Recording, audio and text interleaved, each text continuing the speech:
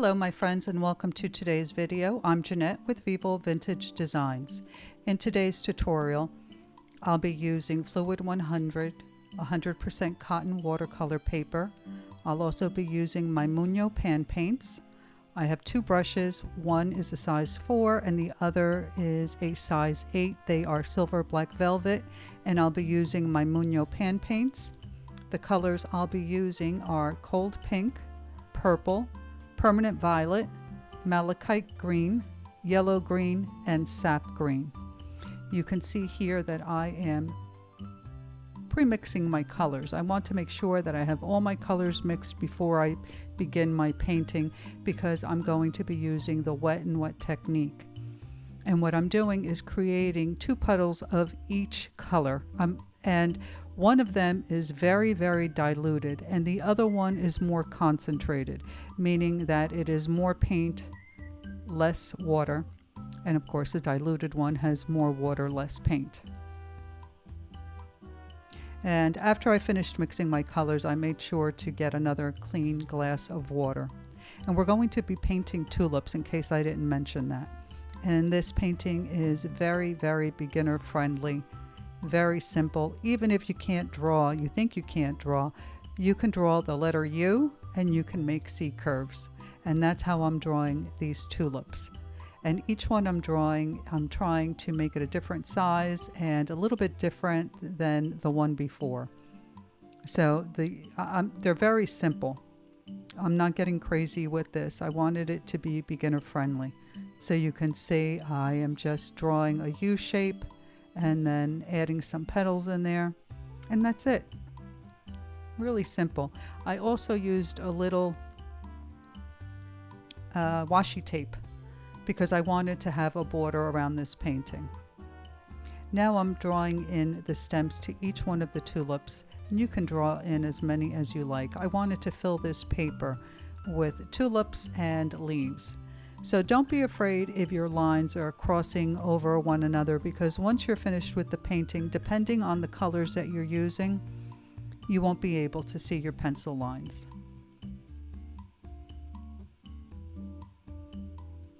And now I'm drawing in the leaves, those long, beautiful leaves of the tulips.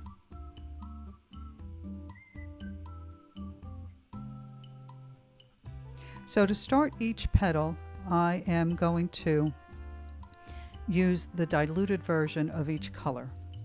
So this one I pre-wet the petal and I'm switching to a smaller brush, but I actually could have used a larger brush. So I'm adding a diluted version of I think this is the permanent violet. And then I'm picking up the heavier consistency and I'm going around the outside while the petal is still wet. It's really important that you do it while the petal is still wet so that the darker shade blends into the lighter shade. And here I realized that because this painting is small, I don't need to pre-wet each petal.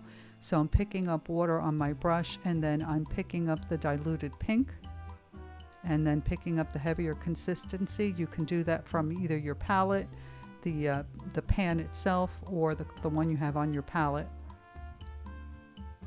And now I'm picking up a little bit of the color purple, and you can see it's very diluted as I paint this petal. And then again I'll pick up the heavier consistency and I'm going straight to the pan. And I pre-wet all these colors in my paint palette so that I could easily activate them. And it's also very important, as you see me skipping around, I'm painting one petal on each flower because you don't want to paint your next petal next to a wet area, because what will happen is that the color from the first petal will blend into the second petal. So you want to make sure that the paint is dry when you're painting next to it.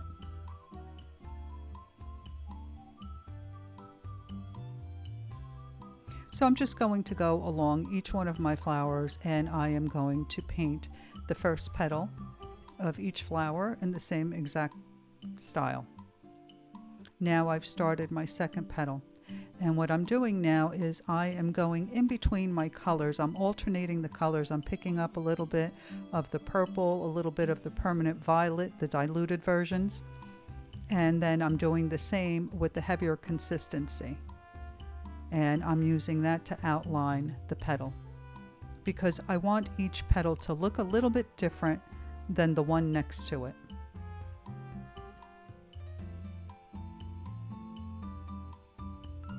So here I used the cold pink to paint in the petal, and then you can see that I'm picking up a little bit of the purple and then the cold pink as well to outline the petal and let those colors blend into the wet petal. So I'm going to continue with the same technique and paint each one of the second petals for each flower.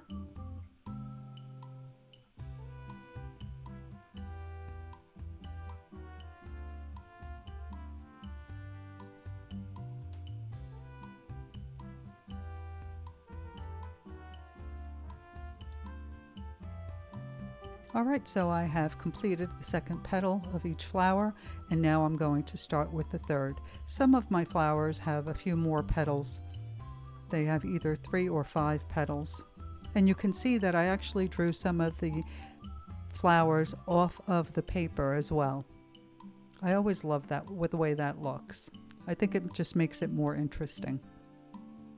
So again, I'm going to continue with the same process, using the diluted version of the color to wet down the petal, and then picking up the heavier consistency and alternating my colors as I go along, and letting the darker version blend into the lighter version.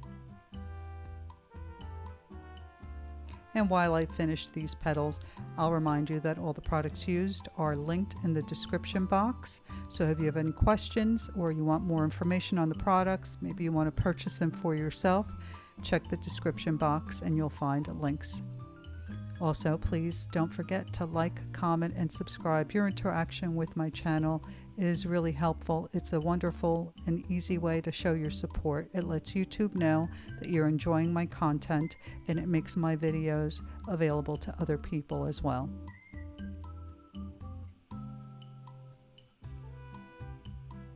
And as always, if you have any questions regarding anything you see me do in this video, any of the techniques or products, just leave it in the comments. I will always get back to you.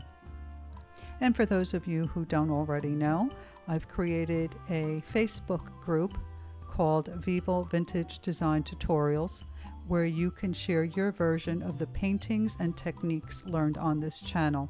We have a lovely group of members that are incredibly talented and very, very supportive.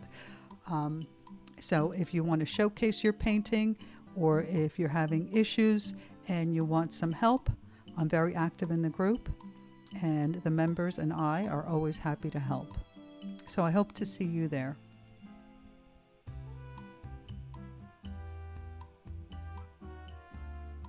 All right, so I've painted all my petals and I've allowed the paper to dry. So now I'm mixing a little green. I'm using the yellow green and sap green. I also have the malachite green, that's my darker green. So as I paint these petals, I am using the yellow green with a little bit of sap green, and I'm wetting down each stem, and then I'm going in with the darker green, the malachite green, and I'm using the smaller brush, and I'm doing the same thing that I did for the petals. You can see I painted them with the lighter green, and then I'm picking up the darker green and I'm going around the edge of each stem and letting that color bleed into the lighter green.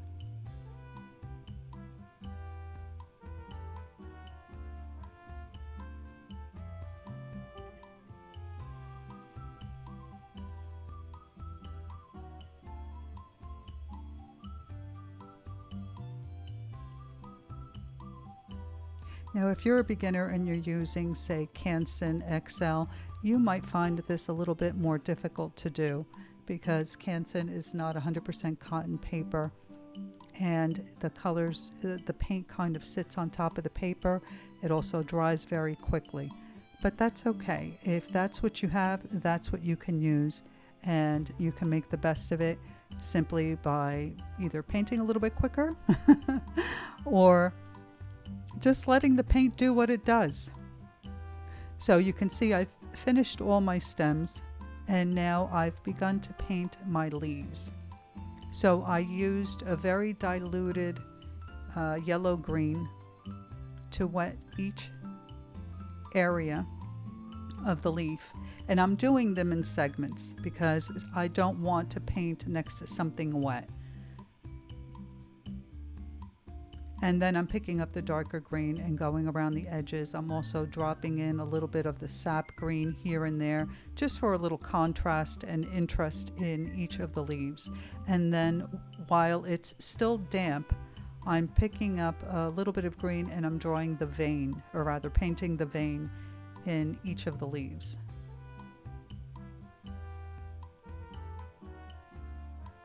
And I like to make them darker, make sure I add a lot of the darker paint in the areas where it meets a flower or another leaf, because there would always be a little bit of shadow in that area where it meets another flower or a leaf.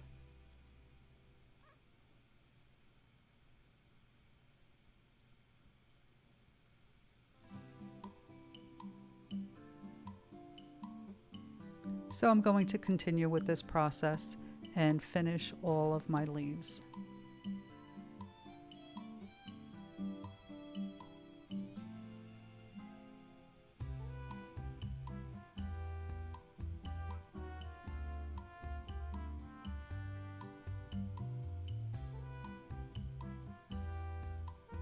Once I was finished with the painting, I used the smaller brush and I picked up a heavier consistency of color, and I went along the side of some of the leaves just to simply create a darker, more defined line so that my leaves or my flowers didn't blend into one another.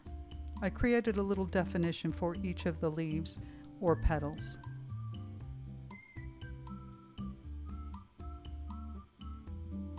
And if you want to, you can even use a micron pen to outline each one of these leaves and stems and petals.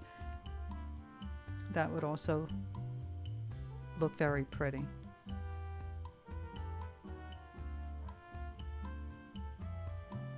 So you can see that, as I mentioned, I did segments of each of the leaves because I didn't want to paint next to something that was still wet. And as long as you have good guidelines that you drew in with your pencil, you'll be able to follow your leaves.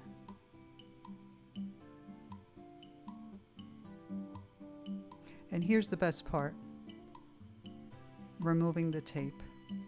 And I absolutely love the way this looks. It was really simple. I think it took maybe an hour to do because, you have to wait for paint to dry. And here is where I am creating definition by using the smaller brush to outline it. While we're getting near the end of the video, I hope that you enjoyed this and that you give it a try. And if you do, please do share it with me on our Facebook group, Vivo Vintage Designs. Thanks for watching. I will see you in the next one. Bye.